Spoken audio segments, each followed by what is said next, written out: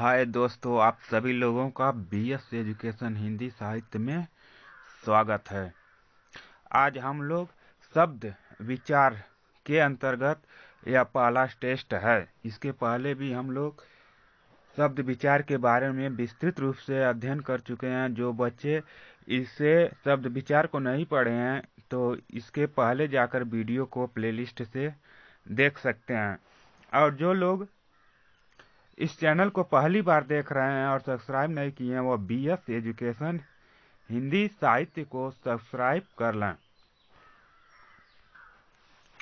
अगर संपूर्ण व्याकरण को क्रमबद्ध रूप से पढ़ना चाहते हैं तो आप हमारे इस चैनल से जुड़ जाइए, जिसके द्वारा आपको संपूर्ण व्याकरण को क्रमबद्ध रूप से पढ़ाया जाएगा। और व्याकरण ही एक ऐसा चीज है जो क्लास फर्स्ट से लेकर हाई स्कूल, इंटर, बीए के साथ साथ सभी प्रकार के प्रतियोगी परीक्षाओं में हिंदी व्याकरण के अंतर्गत प्रश्न पूछे जाते हैं। अगर आपका हिंदी व्याकरण सही रूप से तैयार कर लेते हैं तो कोई भी प्रतियोगी परीक्षा हो जिसमें आपको सफलता अवश्य ही मिलेगी। इसलिए हिंदी व्याकरण का ज्ञान होना सभी विद्यार्थियों के लिए अति आवश्यक होता है, जिसकी जिम्मेदारी मैं खुद लिया हूं कि आप लोगों को संपूर्ण व्याकरण को क्रमबद्ध रूप से पढ़ाऊंगा और उसका हर एक टॉपिक पूर्ण होने के बाद टेस्ट भी लिया जाएगा। आज शब्द विचार के अंतर्गत यह पहला टेस्ट है जो 7:30 बजे रोजाना शाम को होगा, और आप लोग 7:30 बजे रोजाना जुटकर इस टेस्ट को लगा सकते हैं और इसके क्रमबद्ध वीडियो को भी प्लेलिस्ट से जाकर देख सकते हैं, जिसे बहुत अच्छे ही तरह से पढ़ाया गया। चलिए देर न करते हुए वीडियो को स्टार्ट करते हैं। आज के वीडियो का पहला प्रश्न है, शब्द किसे कहते हैं? आपको बताना है कि शब्द किसे कहते हैं। बताइए कि शब्द किसे कहते हैं। वर्णों के मेल को कहते हैं, शब्दों के मेल को कहते हैं, वाक्यों के मेल को कहते हैं, या कोई नहीं? तो शब्द किसे कहते हैं? तो आप लोग जानते हैं कि दो या दो से अधिक वर्णों के मेल को हम क्या कहते हैं? शब्द कहते हैं। तो आपका सही जवाब क्या हो जाएगा? आपका सही जवाब हो जाएगा ए। वर्णों के मेल को हम क्या कहते हैं? शब्द कहते हैं। चलिए अगला बताइए, इसका सही जवाब क्या होगा? आपको बताना है कि शब्द कितने भेद होते हैं। बताइए कि शब्द के कितने भेद होते हैं। एक होते हैं, दो होते हैं, तीन होते हैं, या चार होते हैं? बताइए इसमें से कौन सा सही है? ए सही है, बी सही है, या सी सही है, या डी सही है? तो शब्द के कितने भेद होते हैं? शब्द के कितने भेद होते हैं? तो शब्द के चार भेद होते हैं। शब्द के कितने भेद होते हैं? तो शब्द के चार भेद होते हैं। कौन कौन से होते हैं? तो पहला उत्पत्ति के आधार पर, दूसरा रचना के आधार पर, तीसरा अर्थ के आधार पर, चौथा प्रयोग के आधार पर होते हैं। मैं ज्यादा समय नहीं लूंगा क्योंकि यह सब पढ़ाया गया है। अगर आप लोग पढ़ना चाहते हैं, जो लोग नहीं पढ़े हैं, तो प्लेलिस्ट में जा इस चैनल को सब्सक्राइब करके प्लेलिस्ट में जाकर संपूर्ण वीडियो को क्रमबद्ध रूप से देख सकते हैं। अब अगला क्वेश्चन है, उत्पत्ति के आधार पर शब्द के कितने प्रकार के होते हैं? आपको बताना है कि उत्पत्ति के आधार पर शब्द कितने प्रकार के होते हैं। एक प्रकार के होते हैं, दो प्रकार के होते हैं, तीन प्रकार के होते हैं, या चार प्रकार के होते हैं? तो उत्पत्ति के आधार पर शब्द कितने प्रकार के होते हैं? तो उत्पत्ति के आधार पर शब्द चार प्रकार के होते हैं। कितने प्रकार के होते हैं? तो चार प्रकार के होते हैं। कौन कौन से होते हैं? पहला होता है आपका तत्सम शब्द, दूसरा होता है तद्भव शब्द, तीसरा होता है देशज शब्द, चौथा होता है विदेशज शब्द। एक अतिरिक्त शब्द भी जोड़ा जाता है जिसे हम सहकर शब्द कहते हैं। चलिए अगला बताइए, इसका सही जवाब क्या होगा? आपको बताना है कि रचना के आधार पर शब्द कितने प्रकार के होते हैं। बताइए रचना के आधार पर शब्द कितने प्रकार के होते हैं। एक प्रकार के होते हैं, दो प्रकार के होते हैं, तीन प्रकार के होते हैं, या चार प्रकार के होते हैं? तो रचना के आधार पर शब्द कितने प्रकार के होते हैं? बताइए इसका सही जवाब क्या होगा? तो रचना के आधार पर शब्द तीन प्रकार के होते हैं। कितने प्रकार के होते हैं? तीन प्रकार के होते हैं। कौन कौन से होते हैं? तो पहला होता है रूढ़ शब्द, दूसरा होता है यौगिक शब्द, तीसरा होता है योग रूढ़ शब्द। देखिए यहाँ रचना में कितने अक्षर हैं? तीन अक्षर हैं। तो तीन अक्षर हैं, तो रचना के आधार पर कितने प्रकार के शब्द होते हैं? तो तीन प्रकार के होते हैं। चलिए अगला बताइए, इसका सही जवाब क्या होगा? आपको बताना है कि अर्थ के आधार पर शब्द कितने प्रकार के होते हैं? बताइए, अर्थ के आधार पर शब्द कितने प्रकार के होते हैं? एक प्रकार के होते हैं, दो प्रकार के होते हैं, तीन प्रकार के होते हैं, या कोई नहीं होते हैं? बताइए इसमें से कौन सा सही जवाब होगा कि अर्थ के आधार पर शब्द के कितने भेद होते हैं या कितने प्रकार के होते हैं? तो बताइए इसमें से कौन सा सही होगा। तो अर्थ के आधार पर शब्द के कितने भेद होते हैं, तो इसमें से कोई नहीं। आपका ऑप्शन डी सही हो जाएगा। क्यों ऐसा होता है? क्योंकि अर्थ के आधार पर जो शब्द होते हैं वो अनेक प्रकार के होते हैं। पहला होता है एकार्थी शब्द, दूसरा होता है अनेकार्थी शब्द, तीसरा पर्यायवाची शब्द, चौथा विलोम शब्द, पांचवा श्रुति संभिन्नार्थक शब्द, छठवां वाक्यांश के लिए एक शब्द, उसके बाद समूहवाची शब्द, उसके बाद मुहावरा शब्द। ये सभी अर्थ के आधार पर शब्द आते हैं, इसीलिए क्या होता है, अर्थ के आधार पर शब्द अनेक प्रकार के होते हैं। अगला बताइए इसका सही जवाब क्या होगा। आपको बताना है कि प्रयोग के आधार पर शब्द कितने प्रकार भेद होते हैं। आप बताइए कि शब्द प्रयोग के आधार पर शब्द के कितने भेद होते हैं। जो हम प्रयोग करते हैं शब्दों को, उसके आधार पर शब्दों को कितने भागों में बांटा गया है। बताइए, एक, दो, तीन या कोई नहीं। बताइए इसमें से कौन सा सही होगा। तो प्रयोग के आधार पर शब्द को कितने भागों में बांटा गया है, तो दो भागों में बांटा गया। कितने भागों में? तो दो भागों में बांटा गया है। कौन कौन से? तो पहला होता है विकारी शब्द, दूसरा होता है अविकारी शब्द। अगला बताइए इसका सही जवाब क्या होगा।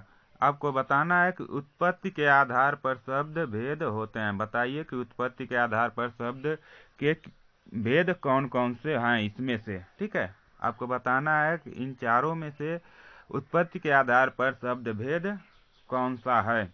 रूढ़ शब्द है, यौगिक शब्द है, तत्सम शब्द है, या कोई नहीं है। बताइए उत्पत्ति के आधार पर शब्द भेद इसमें से कौन सा है।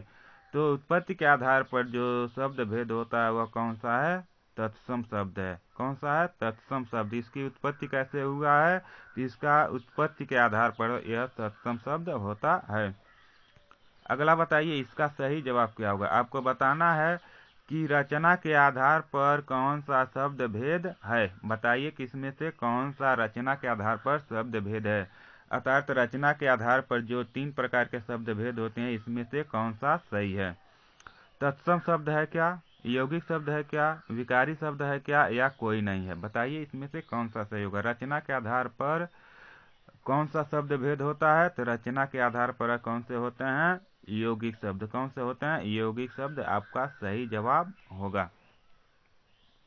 अगला बताइए इसका सही जवाब क्या होगा। आपको बताना है कि अर्थ के आधार पर कौन सा शब्द भेद नहीं है। बताइए कि इसमें अर्थ के आधार पर कौन सा शब्द भेद नहीं है। तत्सम नहीं है, यौगिक नहीं है, या विकारी शब्द नहीं है, या कोई नहीं है। बताइए इसमें से कौन सा सही होगा। तो अर्थ के आधार पर जो शब्द भेद इसमें से नहीं है, तो अर्थ के आधार पर क्या होता है। बताइए इसमें से कौन सा सही होगा। इसमें से अर्थ के आधार पर क्या है? कोई नहीं। अर्थ के आधार पर कोई नहीं है। जो तत्सम शब्द है या किसके आधार पर? उत्पत्ति के आधार पर। यौगिक शब्द है या रचना के आधार पर। विकारी शब्द या प्रयोग के आधार पर है, इसलिए इसमें से कोई नहीं है। अर्थ के आधार पर कौन कौन से होते हैं? एकार्थी शब्द, अनेकार्थी शब्द, पर्यायवाची शब्द, विलोम शब्द, श्रुति भिन्नार्थी शब्द होते हैं। अब अगला बताइए इसका सही जवाब क्या होगा। आपको बताना है कि प्रयोग के आधार पर कौन सा शब्द भेद है। बताइए इसमें से प्रयोग के आधार पर कौन सा शब्द भेद है। तत्सम शब्द है क्या, विकारी यौगिक शब्द है, विकारी शब्द है, या कोई नहीं। बताइए इसमें से कौन सा सही होगा। तो प्रयोग के आधार पर कौन सा शब्द भेद है, तो प्रयोग के आधार पर विकारी शब्द आपका सही जवाब होगा। अगला बताइए इसका सही जवाब क्या होगा। आपको बताना है कि हिंदी में संस्कृत से ज्यों के त्यों प्रयोग किए जाने वाले शब्द कहलाते हैं। क्या कहलाते हैं? तत्सम शब्द, यौगिक शब्द, विकारी शब्द, या कोई नहीं। बताइए इसमें से कौन सा सही है। यानी हिंदी में संस्कृत से ज्यों के त्यों प्रयोग किए जाने वाले शब्द क्या कहलाते हैं? क्या कहलाएंगे? तत्सम शब्द कहलाते हैं। क्या कहलाते हैं? तत्सम शब्द कहलाते हैं। तो आपका सही जवाब क्या होगा? तत्सम शब्द होगा। बताइए इसका सही जवाब क्या होगा। आपको बताना है कि हिंदी में संस्कृत से आए हुए विकृत यानी परिवर्तित शब्द क्या कहलाते हैं। तत्सम शब्द कहलाते हैं, यौगिक शब्द कहलाते हैं, विकारी शब्द कहलाते हैं या तत्सम शब्द कहलाते हैं। बताइए इसमें से कौन सा सही जवाब होगा। यानी हिंदी में जो संस्कृत से परिवर्तित होकर शब्द प्रयोग किए जाते हैं उसे हम क्या कहते हैं, तो उसे हम तद्भव शब्द कहते हैं। आपका सही जवाब क्या होगा, तद्भव शब्द होगा। अगला बताइए इसका सही जवाब क्या होगा। आप लोग कमेंट बॉक्स में हर एक क्वेश्चन का जवाब देंगे कि आपका कितना क्वेश्चन सही हो रहा है। अगर गलत हो रहा है तो कोई बात नहीं, आप पढ़िए, मेहनत कीजिए, आपका बहुत सारे प्रश्न का सही उत्तर आने लगेंगे अगर रोजाना आप हमारे साथ अभ्यास करते हैं तब। बताइए इसमें जो शब्द दो शब्दों के मेल से बनते हैं वे कहलाते हैं। यानी जो शब्द जो दो शब्दों के मेल से बनता है वे क्या कहलाएंगे, तत्सम शब्द कहलाएंगे, यौगिक शब्द कहलाएंगे, विकारी शब्द कहलाएंगे या तद्भव शब्द कहलाएंगे। बताइए इसमें से कौन सा सही जवाब होगा। 13 का आपका सही जवाब क्या होगा, यौगिक शब्द होगा। क्या होगा, यौगिक शब्द होगा। यानी जो शब्द दो शब्दों के मेल से बनता है उसे हम यौगिक शब्द कहते हैं। जैसे विद्या, धन, आलय। विद्या क्या एक शब्द है, आलय दो शब्द है, और दोनों को जब मिला दिया जाता है तो विद्यालय बनता है, इसलिए इसे हम क्या कहेंगे, यौगिक शब्द कहते हैं। अगला बताइए इसका सही जवाब क्या होगा। जो परंपरा से एक ही निश्चित अर्थ प्रकट करते हैं वे कहलाते हैं। यानी ऐसे शब्द जो परंपरा से एक निश्चित अर्थ प्रकट करते हैं वे क्या कहलाते हैं। ऐसे शब्द जिसको तोड़ देने पर क्या होता है, कोई अर्थ नहीं निकलता। बताइए उसे क्या कहेंगे, रूढ़ शब्द कहेंगे, यौगिक शब्द कहेंगे, विकारी शब्द कहेंगे या तद्भव शब्द कहेंगे। इसका सही जवाब आपका हो जाएगा, क्या होगा बताइए, जवाब दीजिए कमेंट बॉक्स में। बताइए 14 का कौन सा सही होगा, ए सही होगा, बी सही होगा, सी सही होगा या डी सही होगा। तो जो शब्द एक ही निश्चित अर्थ प्रकट करते हैं उसे हम रूढ़ शब्द कहते हैं। क्या कहते हैं, रूढ़ शब्द कहते हैं। आपका ए सही जवाब होगा। अगला बताइए इसमें से आपका कौन सा सही जवाब होगा। वह यौगिक शब्द जो तीसरा अर्थ प्रकट करता है वह कहलाता है। क्या कहलाता है, योग रूढ़ शब्द कहलाएगा या यौगिक शब्द कहलाएगा, विकारी शब्द कहलाएगा या तद्भव शब्द कहलाता है। बताइए इसमें से कौन सा सही जवाब होगा। वह यौगिक शब्द जो तीसरा अर्थ प्रकट करता है वह क्या कहलाता है, तो आपका सही जवाब हो जाएगा, क्या होगा, योग रूढ़ शब्द होगा। क्या होगा, योग रूढ़ शब्द। योग मिस होता है जो दो शब्दों से मिलकर बना हो, और रूढ़ मिस होता है जो परंपरागत रूप से चला जा रहा है, उसे योग रूढ़ शब्द कहते हैं। इसमें क्या होता है, दो शब्द आपस में जुड़े होते हैं लेकिन किसी तीसरे अर्थ की प्रधानता होती है, उसे हम योग रूढ़ शब्द कहते हैं। अगला बताइए इसका सही जवाब क्या होगा। किसी शब्द के समान अर्थ प्रकट करने वाले शब्द कहलाते हैं। यानी किसी शब्द के उसी के समान दूसरा अर्थ बताने वाले शब्द को क्या कहते हैं, अनेकार्थी शब्द कहते हैं क्या, पर्यायवाची शब्द कहते हैं क्या, विकारी शब्द कहते हैं क्या या तद्भव शब्द कहते हैं। बताइए इसमें से कौन सा सही जवाब होगा। तो किसी शब्द के समान अर्थ प्रकट करने वाले शब्द को क्या कहते हैं, पर्यायवाची शब्द कहते हैं। क्या कहते हैं, पर्यायवाची शब्द कहते हैं। यानी कोई शब्द है उसी के समान दूसरा अर्थ बताने वाले शब्द को हम पर्यायवाची शब्द कहते हैं। इसे ही समानार्थी शब्द भी कहा जाता है। अगला बताइए इसका सही जवाब क्या होगा।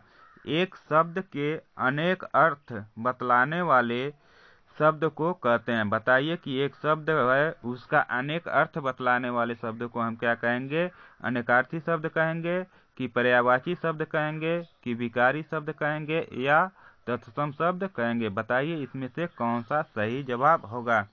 तो एक ही शब्द के अनेक अर्थ बतलाने वाले को हम क्या कहते हैं, अनेकार्थी शब्द कहते हैं। क्या कहते हैं, अनेकार्थी शब्द कहते हैं। चलिए अगला बताइए आपका इसका सही जवाब क्या होगा। किसी शब्द के उल्टा अर्थ बतलाने वाले शब्द को क्या कहते हैं। आपको बताना है कि कोई शब्द है जो उसका विपरीत अर्थात उल्टा अर्थ बतला रहा है उसे हम क्या कहते हैं, अनेकार्थी शब्द कहते हैं क्या, पर्यायवाची शब्द कहते हैं क्या या विपरार्थक शब्द कहते हैं या क्या कहते हैं, तद्भव शब्द कहते हैं। बताइए इसमें से कौन सा सही जवाब होगा। जवाब दीजिए। सारे देखने वाले सभी लोग अपना जवाब जरूर देंगे कि सही जवाब क्या होता है, और 25 क्वेश्चनों में से आपका कितना सही हो रहा है उसे स्कोर करके आपको कमेंट बॉक्स में जरूर बताना है कि 25 में हमारा कितना क्वेश्चन सही हुआ है। और बताइए इसका सही जवाब क्या होगा। किसी शब्द के उल्टा अर्थ बतलाने वाले शब्द को क्या कहते हैं? विपरार्थक शब्द कहते हैं। क्या कहेंगे? विपरार्थक शब्द कहते हैं। इसी को विलोम शब्द भी कहा जाता है। अगला बताइए इसका सही जवाब क्या होगा। वह शब्द जो सुनने में लगभग समान एवं अर्थ अलग अलग हो। ऐसा शब्द जो सुनने में एक समान हो, उच्चारण करने में एक समान हो, लेकिन उसका अर्थ क्या हो? अलग अलग हो, उसे हम क्या कहेंगे? तो उसे हम क्या कहेंगे? बताइए। अनेकार्थी शब्द कहेंगे, पर्यायवाची शब्द कहेंगे, विपरार्थक शब्द कहेंगे, या श्रुतिसम भिन्नार्थक शब्द कहेंगे। जो बच्चे पढ़े होंगे, वीडियो देखे होंगे, वह इसका सही जवाब जरूर दे देंगे। बताइए क्या होगा। तो वह शब्द जो सुनने में लगभग समान होता है एवं अर्थ अलग अलग होते हैं उसे हम श्रुति सम भिन्नार्थक शब्द कहते हैं। क्या कहते हैं? श्रुति सम भिन्नार्थक शब्द कहते हैं। अगर आप वीडियो को देखने के बाद इस टेस्ट को लगा रहे हैं तो सभी प्रश्न आप सही कर सकते हैं।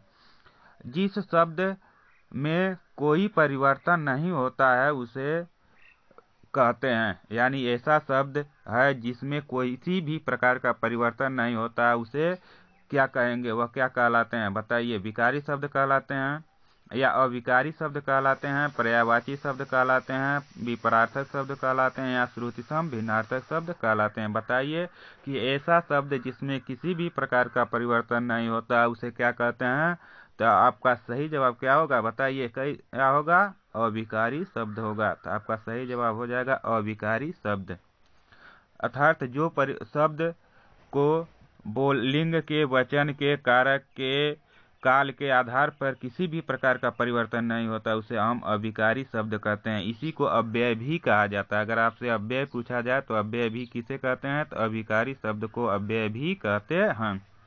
अगला बताइए इसका सही जवाब क्या होगा। गर्दभ का तत्सम शब्द है, तद्भव शब्द है। आपको बताना है कि जो गर्दभ है इसका तद्भव शब्द क्या होगा। आम होगा, ओठ होगा, आंख होगा, या गधा होगा। बताइए कि गर्दभ का तद्भव शब्द क्या होगा। तद्भव मीन्स क्या होता है कि यानी जो संस्कृत का बिगड़ा हुआ रूप हिंदी में प्रयोग किया जाता है, परिवर्तित होकर हिंदी में प्रयोग किया जाता है, उसी को हम तद्भव शब्द कहते हैं। तो बताइए इसमें से कौन सा गर्दभ का तद्भव शब्द है। तो आपका सही जवाब हो जाएगा गर्दभ का तद्भव शब्द क्या होगा? गधा। क्या होगा? गधा। गधा जो होगा वह गर्दभ का तद्भव शब्द है। आम का देखिए तत्सम क्या होता है। आम को संस्कृत में क्या कहा जाता है? आम्र। इसलिए आम का तत्सम शब्द क्या होगा? आम्र होगा। ओष्ठ का तत्सम शब्द क्या होगा? ओष्ठ। क्या होता है? ओष्ठ होता है। आंख का तत्सम शब्द क्या होता है? अछ। क्या होता है? अछ। अछ मीन्स क्या होता है? आंख। इस तरह से अगर आंख का भी पूछा जाए तो आप बताएंगे अच्छी। ओठ का पूछा जाए तत्सम शब्द ओष्ठ। आम का पूछा जाए तो क्या बताएंगे? ओष्ठ बताएंगे। चलिए अगला बताइए इसका सही जवाब क्या होगा। आपको बताना है कि जो झोला शब्द है, इस झोला शब्द में किस प्रकार का शब्द है। बताइए जो झोला है यह झोला किस प्रकार का शब्द है। तत्सम शब्द है कि तद्भव शब्द है, देशज शब्द है, या विदेशज शब्द है। इसी तरह से आपसे पूछ लिया जाता है कि क्या बताइए यह शब्द किस प्रकार का शब्द है। तो बताइए इसका सही जवाब क्या होगा। झोला किस प्रकार का शब्द है। झोला कहाँ के लोग बोलते हैं। अगर विदेश में जाकर, अमेरिका में आप जाकर बोलेंगे झोला तो सब समझेंगे? नहीं समझेंगे। तो यह कैसा शब्द है। तो झोला आपका देशज शब्द है। कहाँ बोला जाता है? अपने देश में बोला जाता है, इसलिए इसे देशज शब्द कहते हैं। किसको? झोला को। इसी तरह से खटिया जो होता है उसे भी क्या होता है? खिड़की जो होता है वह भी देशज शब्द है। अगला बताइए इसका सही जवाब क्या होगा। आपको बताना है कि घी, जो घी है इसका तत्सम शब्द है। बताइए कि घी का तत्सम शब्द क्या होता है। बताइए जो घी है इसका तत्सम शब्द क्या होगा। घृत होगा, होठ होगा, आंख होगा, या गधा होगा। बताइए घी का तत्सम शब्द क्या होता है। घृत होता है, ओठ होता है, आंख होता है, या गधा होता है। तो इसका सही जवाब क्या हो जाएगा। घी का तत्सम शब्द क्या होता है? घृत। क्या होता है? घृत। इसे हम संस्कृत में क्या कहते हैं? घृत कहते हैं। इसी तरह से अगर आपका घी का तत्सम शब्द पूछा जाए तो क्या बताएंगे? घृत बताएंगे। अगर घृत का तद्भव पूछा जाए तो आप क्या बताएंगे? घी बताएंगे। उसका उल्टा हो जाता है। बताइए इसका सही जवाब क्या होगा? आपको बताना है कि डॉक्टर, नर्स और पुलिस ये किस प्रकार के शब्द हैं। यानी जो डॉक्टर है, जो नर्स है, जो पुलिस है, यह किस प्रकार का शब्द है? तत्सम शब्द है क्या? तद्भव शब्द है क्या? देशज शब्द है क्या? या विदेशज शब्द है? बताइए ये कौन सा शब्द है? तो डॉक्टर, नर्स, पुलिस। बताइए, जवाब दीजिए। इसका सही जवाब क्या होगा? यह कौन सा शब्द होगा? इसका सही जवाब आपका हो जाएगा, क्या होगा? ऑप्शन डी, यानी विदेशज शब्द है। डॉक्टर, नर्स, पुलिस ये क्या है? विदेशज शब्द हैं। ये किस भाषा से लिए गए हैं? तो ये अंग्रेजी भाषा से लिए गए हैं, जो हिंदी में प्रयोग किए जाते हैं, इसीलिए इसे हम विदेशज शब्द कहते हैं। और देशज शब्द क्या होता है? ऐसे शब्द जिसकी उत्पत्ति हमारे देश में हुई है और हमारे देश के लोगों के द्वारा बोला जाता है और हिंदी में प्रयोग किया जाता है, ऐसे शब्दों को हम देशज शब्द कहते हैं। तद्भव शब्द किसे कहते हैं? ऐसा शब्द जो संस्कृत का विकृत रूप होकर हिंदी में प्रयोग किया जाता है, उसे तद्भव शब्द कहते हैं। और तत्सम शब्द किसे कहते हैं? ऐसा शब्द जो संस्कृत में से ज्यों के त्यों हिंदी में प्रयोग किए जाते हैं, उसे हम तत्सम शब्द कहते हैं। अगला बताइए इसका सही जवाब क्या होगा? आपको बताना है कि दशानन किस प्रकार का शब्द है। बताइए जो दशानन है यह किस प्रकार का शब्द है? रूढ़ शब्द है क्या? यौगिक शब्द है क्या? योग रूढ़ शब्द है क्या? या विदेशज शब्द है? बताइए इसमें से आपका सही जवाब क्या होगा? यानी दशानन जो शब्द दिया गया है, आपको बताना है कि यह किस प्रकार का शब्द है। बताइए 25 में ए सही है, बी सही है, सी सही है या डी सही है? तो दशानन जो है वह किस प्रकार का शब्द है? तो यह आपका कैसा शब्द है? योग रूढ़ शब्द है। कैसा शब्द है? योग रूढ़ शब्द है। क्यों है? क्योंकि इसमें देखिए, इसको जब तोड़ेंगे तो क्या हो जाएगा? 10 धन आनन। क्या होगा? 10 धन आनन होगा। 10 मीन्स क्या है? 10 आपका एक संख्या है। क्या है? 10 एक संख्या है। और आनन मीन्स क्या होता है? मुख। यानी 10 है मुख। दशानन कोई कहता है तो आप क्या अर्थ लगाते हैं? दशानन किसे कहा जाता है? रावण को कहा जाता है। इसलिए रावण क्या है? दशानन है। या ना 10 का कोई अर्थ है, ना आनन का कोई अर्थ है, बल्कि कोई तीसरा अर्थ निकल रहा है। इसीलिए ऐसे शब्द जो इसका कोई तीसरा अर्थ निकलता है, उसे हम योग रूढ़ शब्द कहते हैं। इसी को जब हम समास पढ़ेंगे तो उसे हम क्या कहेंगे? बहुव्रीहि समास भी कहते हैं, जिसको आप लोगों को आगे चलकर जब समास पढ़ाया जाएगा तो उसमें अच्छे तरह से पढ़ाया जाएगा। इसी के साथ आज हमारा 25 प्रश्नों का पूरा किया जाता है। और आप लोगों को 25 प्रश्नों में कितने प्रश्न सही हुए उसको कमेंट बॉक्स में जरूर बताना है। और इसी के साथ आप सभी लोग अपने दोस्तों और अन्य लोगों के साथ हमारे इस चैनल को भेजें, जिससे वे सब भी सही तरह से, अच्छे तरह से इस व्याकरण को सीख सकें। और जिन लोगों को व्याकरण कठिन लगता है उन लोगों को भी व्याकरण आसान लगने लगेगा। और यह एक बालक का आधार होता है जो हर एक जगह, हर एक समय आपके जीवन में काम करेगा। इसी के साथ इस वीडियो को यहीं समाप्त करते हैं। फिर मिलते हैं अगले वीडियो में। तब तक के लिए जय हिंद, जय भारत।